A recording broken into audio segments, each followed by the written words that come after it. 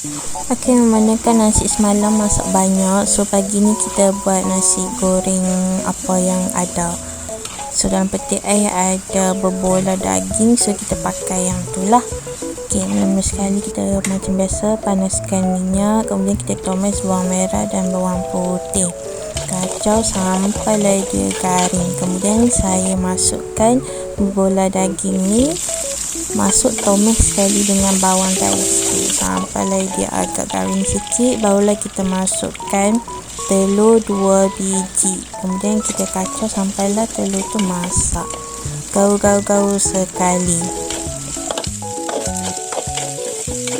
Okey, masukkan garam secukupnya, kemudian secukup rasa dan juga cube ikan bilis dan lada solah. Dan kita kacau lah.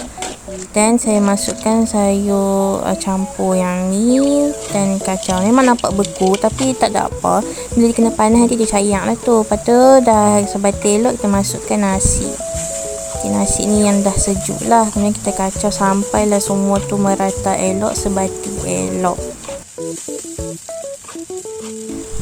Tu dia, nampak sedap kan? Okey, kemudian kalau dia nasi goreng kenalah ada telur mata. So kita gorenglah telur mata.